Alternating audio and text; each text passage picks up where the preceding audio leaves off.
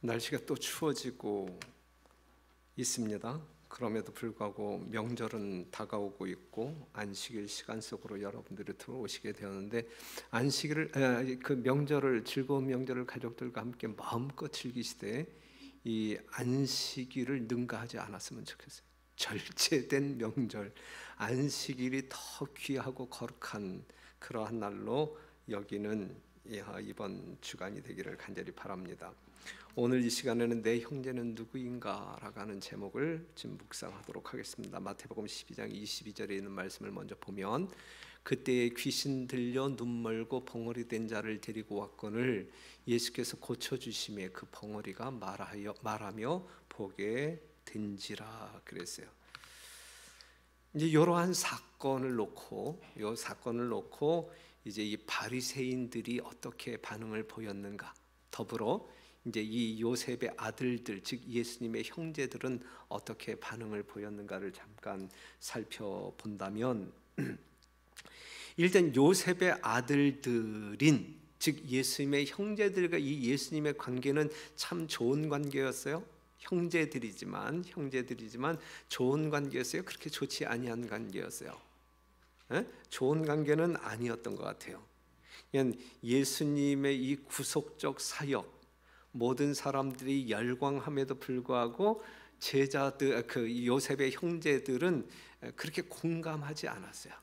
그리고 예수님의 어떤 그 행적이라든지 어떤 그 생애를 보면서 상당히 이제 부정적인 놀람과 이제 이 경악에 이르기까지 반응을 보였음을 우리는 성경을 통해서 확인할 수 있습니다.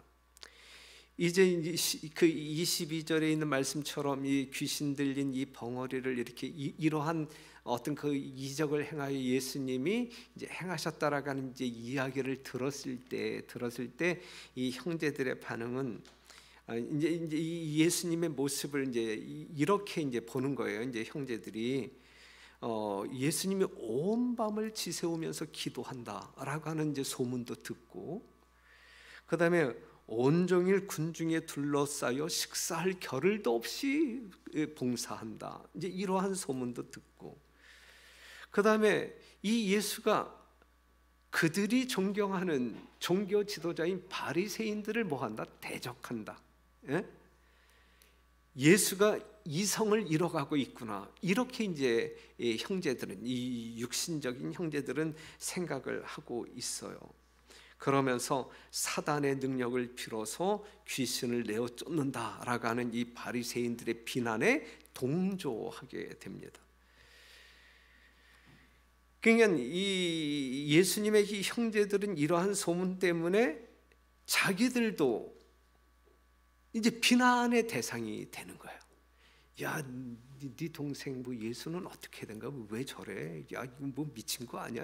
뭐 이제 이러한 이야기를 듣잖아요. 그렇죠? 그랬을 때 이제 그러한 이야기를 듣게 될 때 이제 그 형제들의 마음 가운데 이제 분개가 솟아올랐다.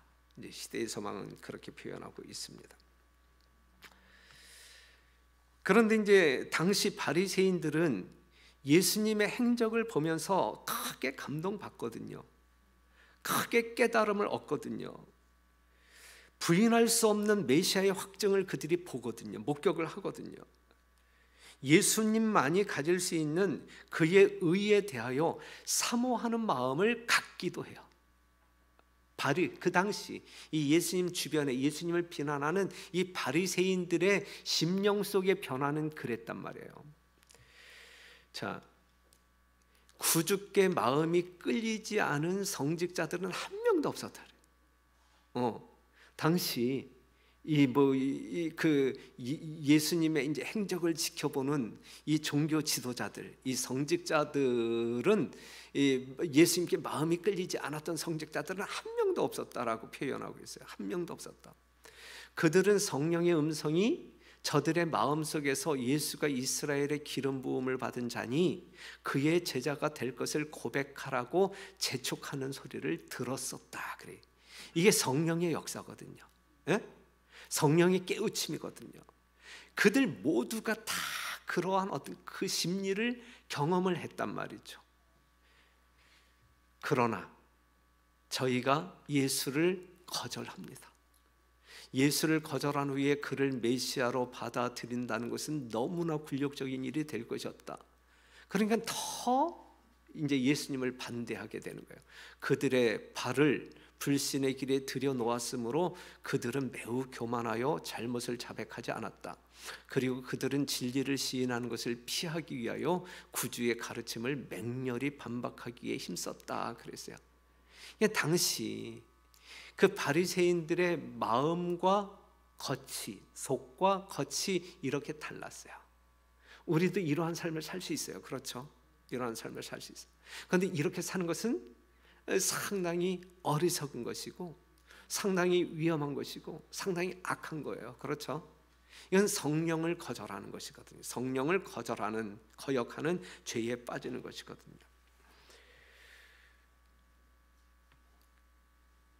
한 명도 없었는데, 그죠?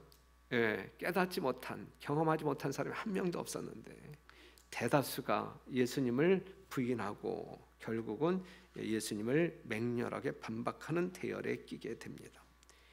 24절에 있는 말씀을 보면 바리새인들은 듣고 가로되 이가 귀신의 왕 바알세불을 힘입지 않고는 귀신을 쫓아내지 못하느니라 그랬어요.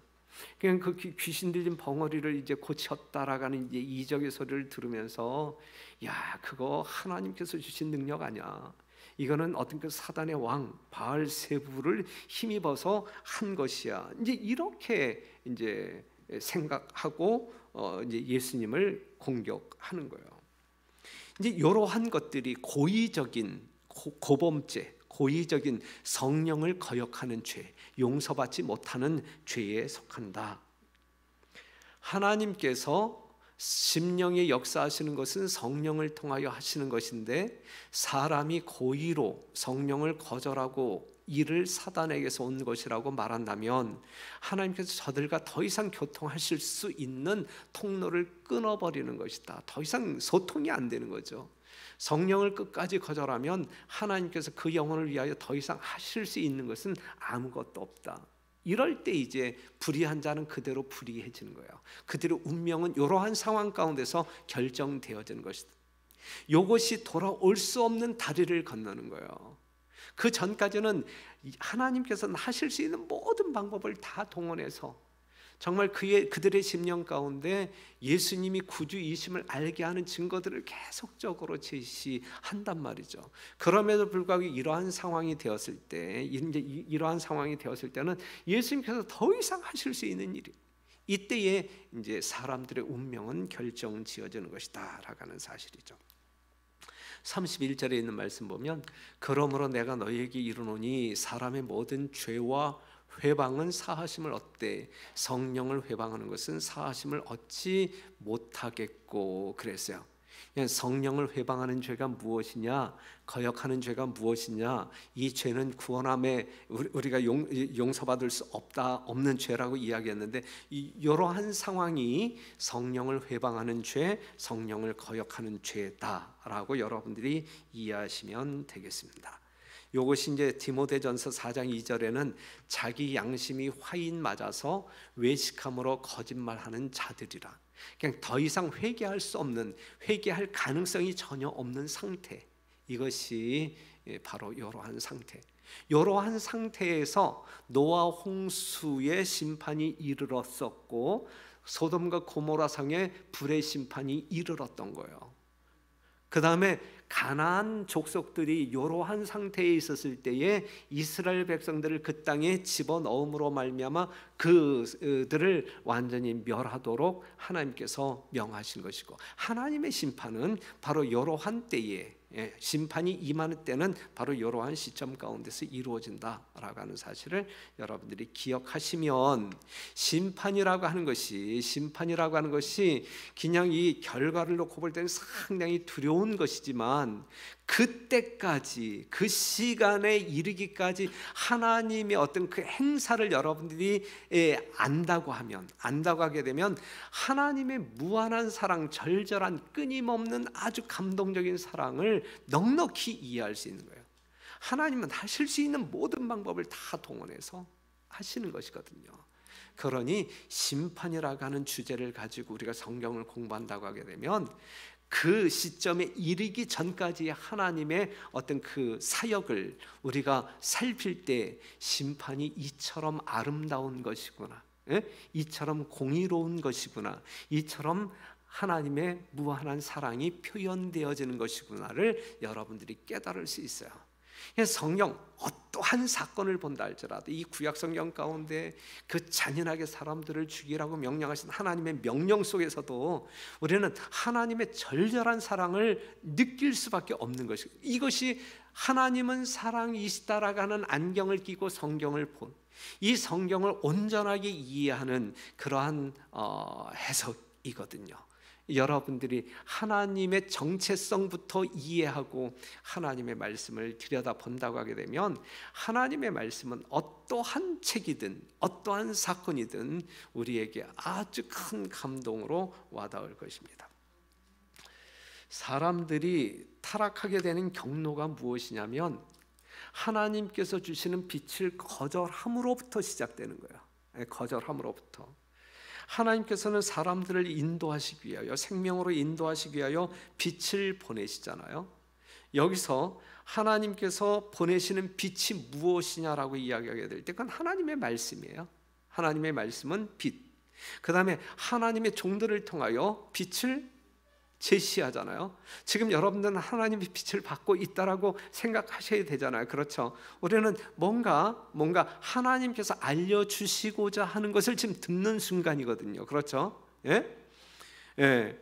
그러면 그 다음에 성령의 직접적인 역사를 통하여 우리 하나님께서는 여러분들에게 빛을 증거하십니다. 뭐 하기 위하여? 여러분들을 생명으로 인도하시기 위하여 빛을 제공하신단 말이에요.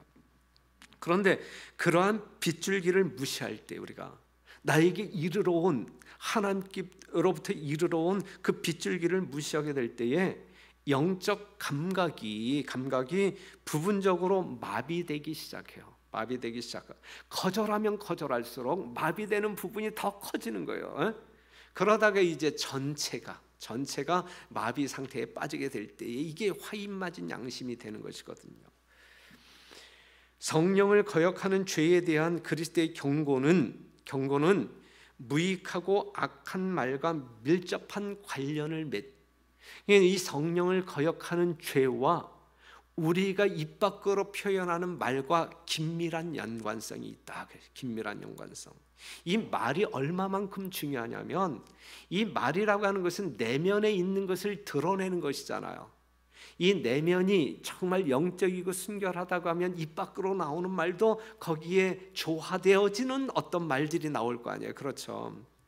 그런데 말이라고 하는 기능은 이 품성의 표시 이상을 뜻한다 그랬어요.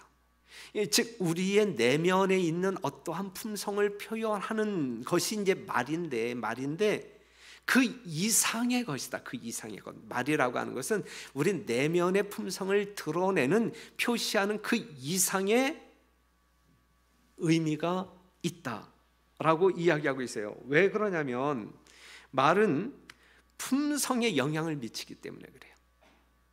우리의 품성을 드러낼 뿐만 아니라 말이라고 하는 것이 내 자신의 품성을 건설하는데 영향을 미치기 때문에 그래요. 그래서 말이 상당히 중요한 거예요. 때때로 사람은 이제 사단의 자극을 받아서 순간적인 충동으로 시기하는 말이나 억측의 말을 할 수 있어요. 그런데 이제 이렇게 이제 우리의 입 밖으로 나아간 그 말이 계속 우리를 끌고 다니는 위험에 처하게 되거든요. 그렇기 때문에 말이라고 하는 것은 우리의 품성을 표현하는 것 그 이상이다라고 하는 사실을 여러분들이 좀 귀담아 듣게 되기를 바라는데 이걸 한번 참고해봐요. 그러나 그 말은 사상에 영향을 끼친다. 우리가 이제 입 밖으로 하는 말은 우리의 사상에 영향을 끼친다. 그들은 저희가 한 말에 속아서 사단의 선동을 받아 말한 것을 진실이라고 믿게 한다. 내가 한번 주장한 거 자존심 때문에 접기 어려워요. 그렇죠? 그래서 자기 합리화를 위해서 계속 내 말이 맞아, 내 말이 맞아. 자신을 속여. 사단에게 자신이 속는단 말이에요. 그리고 내 주장이 맞다라고 하는 것을 이렇게 저렇게 이제 그 말을 이야기하고 있어요. 일단 어떤 의견이나 결정을 발표한 후에는 그들은 흔히 너무 교만하여 그것을 처리하지 아니하고 자신이 옳은 것을 증명하라고 힘쓰다가 마침내 저희가 정당하다고 믿게 된다. 그러니까 우리가 한 말이 우리의 품성에 영향을 끼친다라고 하는 말이 여기 있는 거예요. 그렇기 때문에 말이라고 하는 것은 매우 조심해야 될 뿐만 아니라 중요하다라고 하는 사실. 12장 36절에 있는 말씀, 내가 너희에게 이르노니 사람이 무슨 무익한 말을 하든지 심판날에 이에 대하여 신문을 받으리니. 그래서요, 우리가 한 말에 대하여 하나님께서는 그것을 한번 따지는 심판 때에 한번 따지신다라고 하는 사실을 기억하시고, 여러분들의 입술을 통하여 표현되어지는 말들이 하나님의 이름을 더럽히거나 영광을 가리우는 말이 되지 아니하도록 한번 내어 놓은 그 말을 주워 담을 수 없다라고 하는 사실 우리는 잘 알잖아요. 여러 사람들을 폭격할 수 있고 폭락시킬 수 있잖아요. 그렇죠? 그러니까 우리가 그러한 실수를 범하지 말자. 여기에 상당한 절제가 필요한 거예요. 하나님의 거룩한 능력으로 말미암아 절제가 필요한 거예요.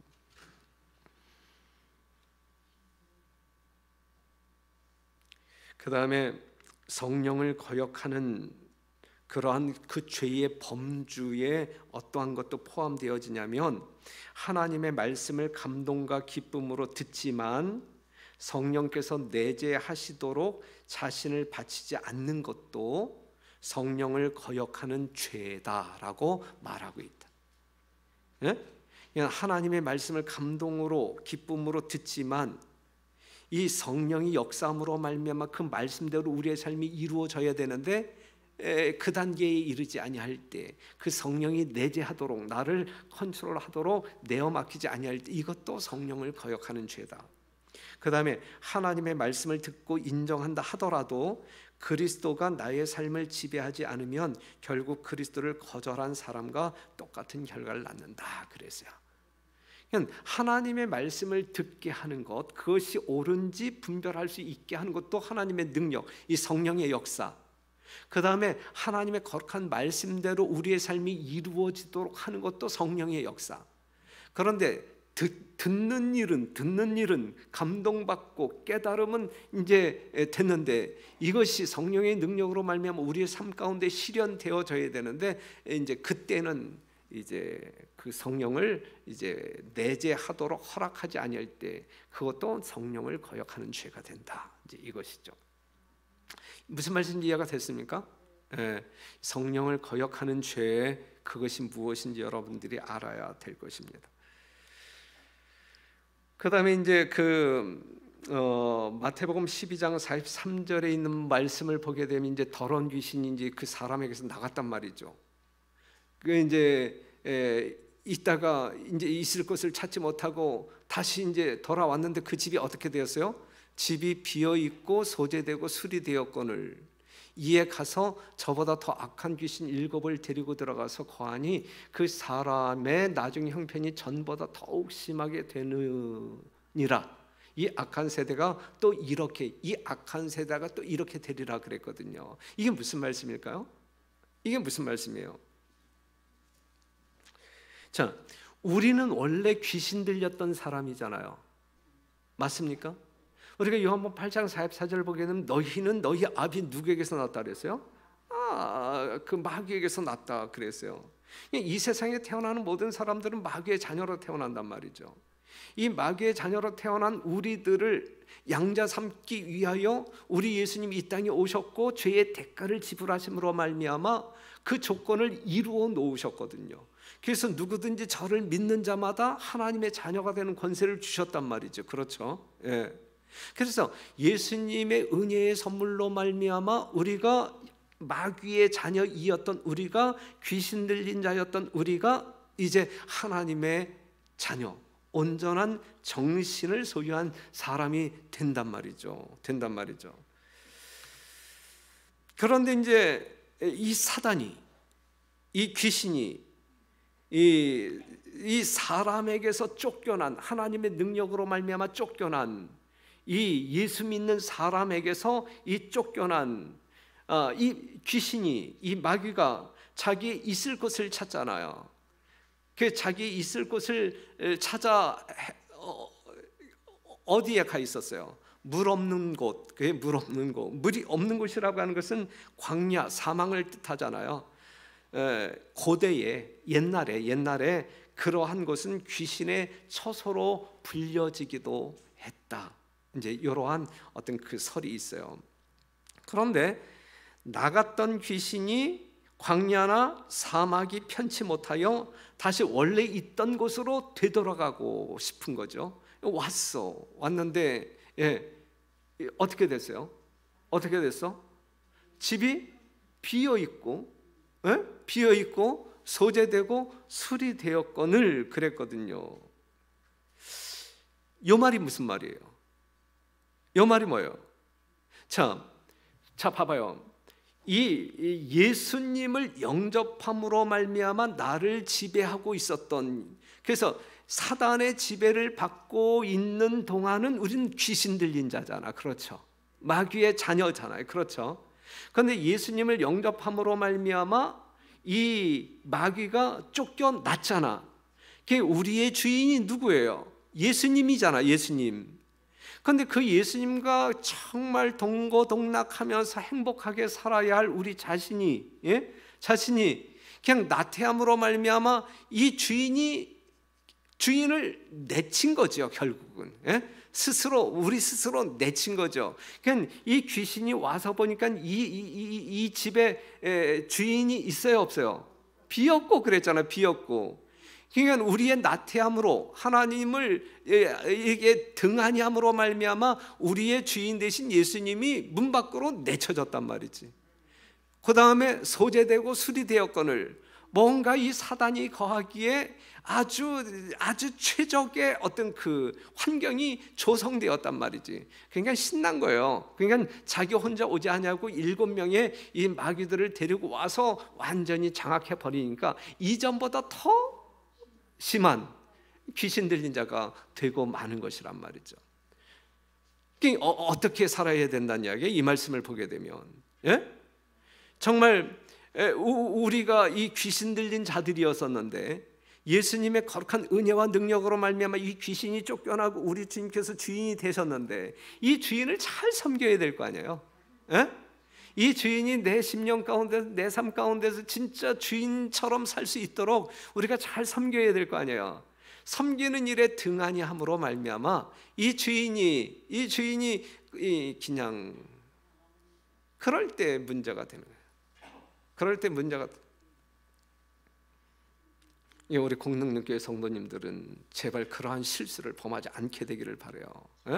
그냥 예수님이 하신 말씀 가운데 마치 그러한 말씀이야. 이 진주를 개나 돼지에게 주지 말라. 이제 이러한 말인데 이 말씀을 보게 되면 베드로후서 2장 20절에 있는 말씀 보면 만일 저희가 우리 주 대신 구주 예수 그리스도를 알므로 세상의 더러움을 피한 후에 그랬었잖아요. 그렇죠? 예수님을 알므로 말미암아 우리는 이 더러움으로부터 벗어나서 깨끗한 하나님의 백성들이 되었었잖아요. 그런데 그 후에 다시 그 중에 얽매이고 지면 그 나중 형편이 처음보다 더 심하리니 그랬거든요.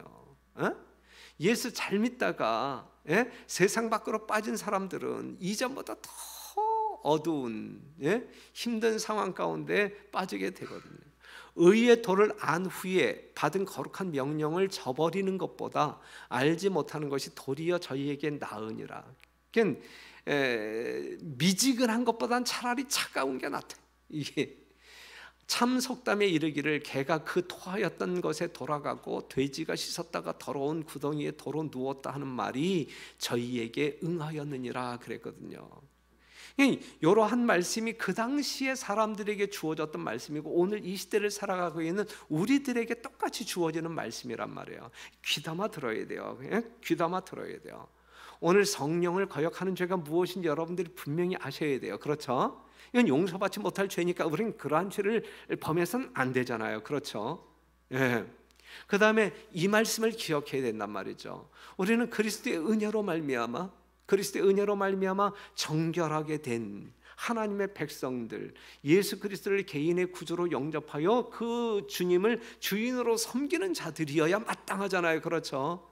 그런데 이 주님을 문 밖에 세워둠으로 말미암아, 이 라오디게아 교인들처럼 문 밖에 세워둠으로 말미암아 또 다른 사단이, 더 강력한 사단이 우리의 마음을 지배하도록 내버려 둔다면, 우리 꼴이 어떻게 되겠느냐 이거죠. 우리 꼴이 어떻게 되겠느냐. 그냥 등한히 함으로 말미암아 우리 예수님이 우리에게서 떠나갈 수 있단 말이야. 그냥 등한히 해서는 안 돼요. 정말 하나님의 말씀을 연구하는 일에 여러분들이 정말 열심을 다해야 할 것이고, 하나님을 믿는다라고 하는 내면의 믿음을 그냥 증거하기 위하여 여러분들의 삶을 통하여 보여주어야 되고, 안식일이잖아요. 지금 이 시간에도 이 거룩한 시간이잖아요. 이보다 더 중요한 날이 어디에 있고, 이 시간에 하나님의 전에 나와서 기도하는 것보다 이 세상에서 더 가치 있는 일이 뭐가 있어요? 믿는 사람들에게 이보다 더 가치 있는 일이 어디에 있어요?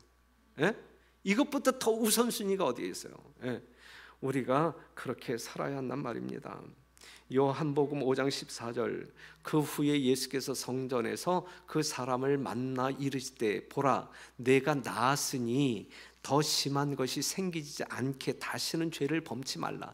다시 죄를 짓는다고 하게 되면 더 심할 것이다, 안 심할 것이다? 더 심할 것이다 이거예요. 더 심한 것이 생기지 않게 하기, 죄를 범치 말라라고 이야기하고 있거든요. 시대의 소망에는 자비의 초청을 무시하고 은혜의 성령을 멸시한 자들만큼 마음이 강팍한 자는 또다시 없다.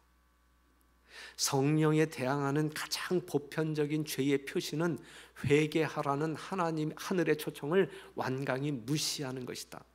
죄가 무엇인지 분명히 보여주고, 정말 우리들의 삶 가운데 그러한 죄가 분명히 있다라는 사실을 적나라하게 보여주고, 야 우리 하나님께로 돌아갑시다.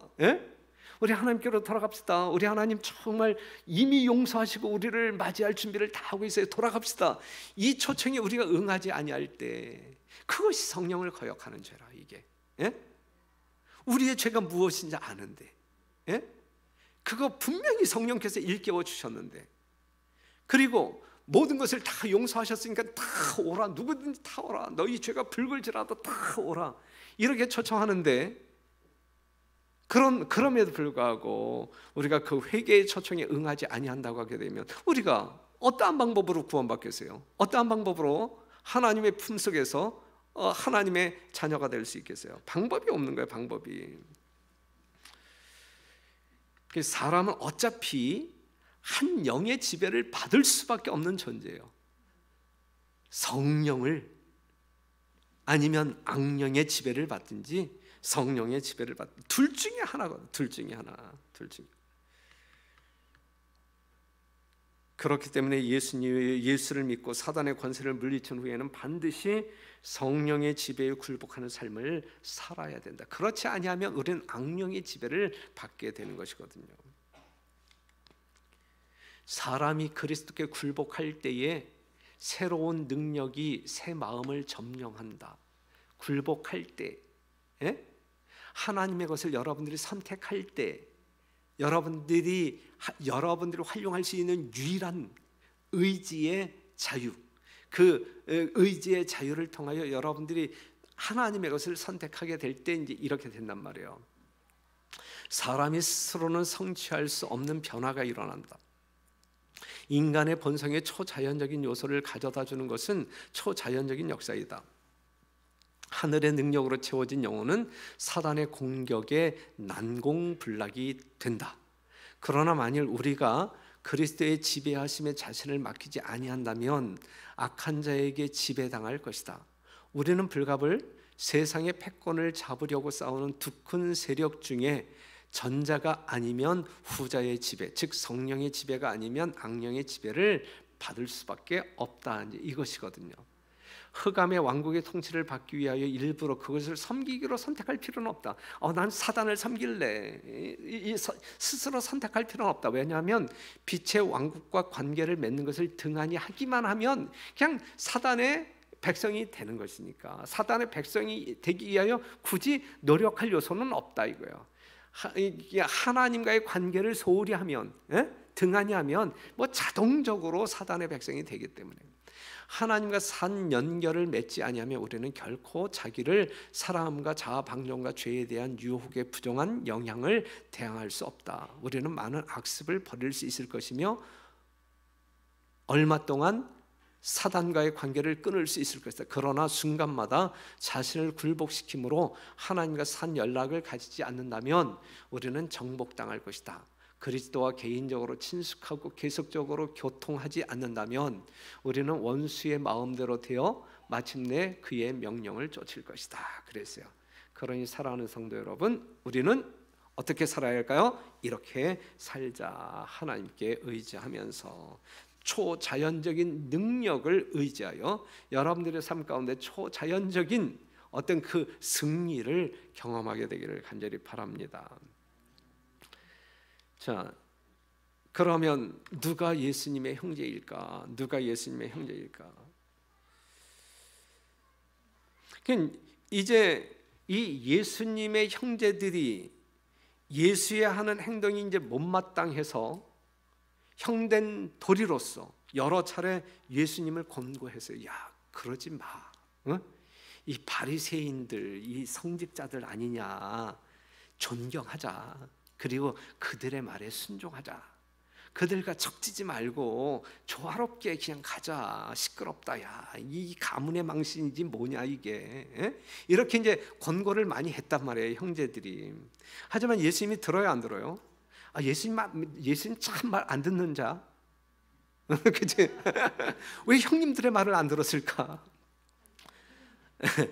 아무리 형님 말이고 아버지 말이고 이 세상의 이 왕의 말이라 할지라도 그것이 하나님의 말씀과 맞지 아니하면 듣지 말아야 돼요, 여러분. 말 듣지 말아야 돼. 어떤 사람들은 그냥 남편 말에 순종하기 위하여 안식일을 교회 가지 마. 그러면 또 알았어. 그러고 안 오는 경우들이 있고. 이 부모들이 너는 돈 벌어서 다 교회에다 갖다 바치느냐? 바치지 마. 알았어요. 그리고 그러지 말라고요. 말 듣지 마세요. 오직 하나님의 말씀에 여러분들이 말을 들어야 돼. 예수님이 그랬으니까. 그러니까 이제 형제들이 누구의 힘을 빌리려고 하냐면 마리아, 어머니의 힘을 빌려서 어머니, 얘가 지금 미친 듯 하고 있어요. 이성을 잃어가고 있어요. 이 얘 때문에 지금 우리 가문이 진짜 바리새인들에게 아주 욕 먹을 대로 먹고 있어요. 그러니 어머니 말려봅시다. 그리고 이제 어머니를 대동해서 이제 예수님을 찾아간 거예요. 그래서 이제 마태복음 12장 46절 보게 되면 예수께서 무리에게 말씀하실 때에 그 모친과 동생들이 예수께 말하려고 밖에 섰더니 어떤 말? 이런 말 하려고 오신 거예요. 이런 말 하려고 이제 어머니와 형제들이 왔단 말이에요. 한 사람이 예수께 여짜오되 보소서 당신의 모친과 동생들이 당신께 말하려고 밖에 섰나이다. 그때에 예수님이 하신 말씀, 야, 누가 내 모친이며 내 동생들이냐, 누가 내 형제냐, 누가 내 가족이냐라고 묻는 거예요. 그러면서 결론적으로 누구든지 하늘에 계신 내 아버지의 뜻대로 하는 자가 내 형제요 자매요 모친이라 그랬어요. 그러니 사랑하는 성도 여러분, 이 명절이니까 이 가족이 끈끈하기 때문에 여러분들이 뭐 이렇게 고향도 찾아가고 그러잖아요. 그렇죠? 오늘 아주 시기적절하게 이제 이 주제가 이제 공부하게 되었는데, 그런데 이제 여기서 이제 우리가 터득해야 할 것은 요거 하나님의 말씀이에요.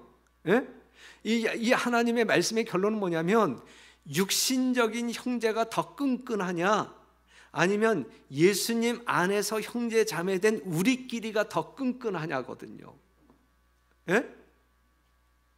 성경적인 대답은 뭐예요? 성경적인 대답은 예? 예수님 안에서 형제 자매된 자들의 끈끈함이 더 진해야 된다라고 하는 것이 성경적인 답이라고요. 그래요, 안 그래요? 정말이에요? 예.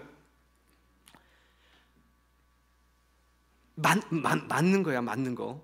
그런데 우리의 삶 가운데서 이 맞다라고 하는 말을 증명하고 사느냐 이거죠, 우리가. 이게 성경 말씀인데, 성경 말씀이기 때문에 우리는 맞다라고 대답할 수밖에 없는데, 그런데 우리의 실제적인 삶 가운데서 이게 증명이 되느냐 이것이지. 예를 들어서 송명수 장로님 믿지 않는 형제가 왔어 여기에. 예? 그런데 나하고 시비가 붙어서 맞짱 붙었어. 그러면 송명수 장로님이 누구 편을 들어야 돼? 목사 편을 들어야 돼? 아니면 뭐 동생이나 형 편을 들어야 돼?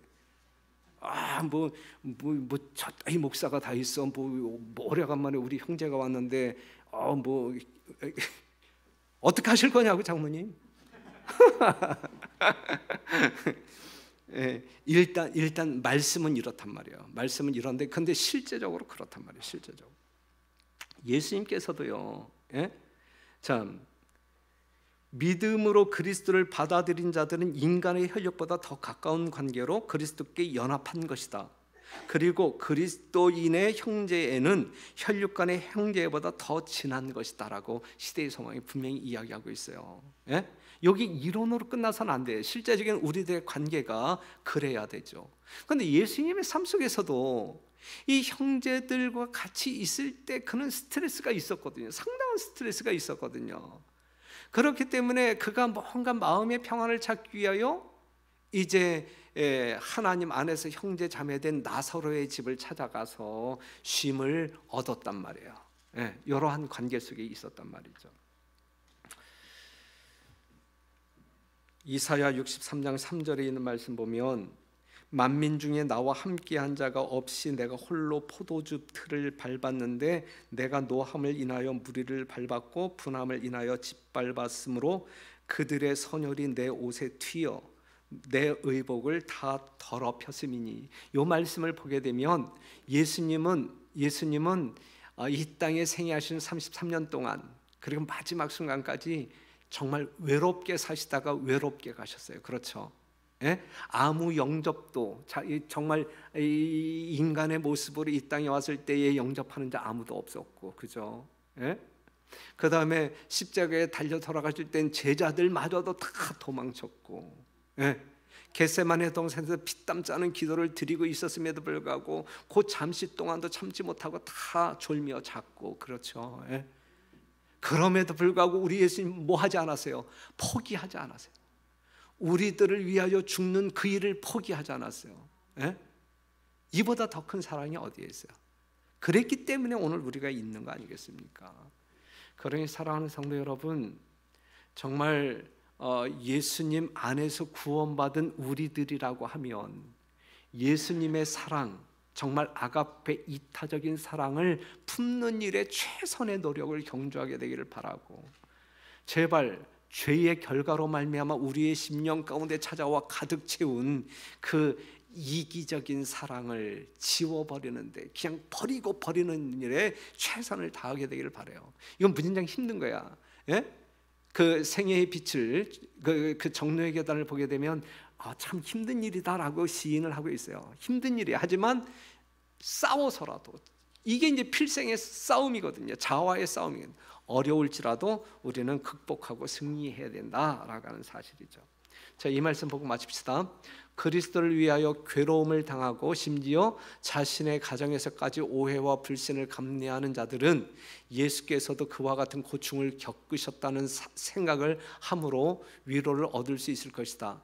예수께서는 그들을 불쌍히 여기신다. 예수께서는 당신 안에서 우정을 얻고 하늘 아버지와 교통하시는 중에 얻으신 위안을 찾으라고 저들에게 분부하신다 그랬어요. 신앙적인 이유 때문에 부모나 형제들에게 핍박을 받는다 할지라도 예수님이 그러한 일 때문에 그렇게 사셨다라는 사실을 우리가 이렇게 알므로 위안을 얻게 되기를 바라고, 부디 하나님의 거룩한 은혜로 말미암아 보혈로 말미암아 사심받은 여러분 모두는 예수님 안에서 형제 자매이고, 이것이 혈육적 어떤 형제들보다 더 끈끈해야 된다라고 말씀하셨으니, 우리 공동교회 모든 성도들이 정말 예수님 안에서 형제 자매된 진정한 우정, 정말 끊을 수 없는 더 밀착되어지는 아름다운 사랑의 관계 속에 생애하게 되기를 간절히 바라면서 말씀을 마치겠습니다.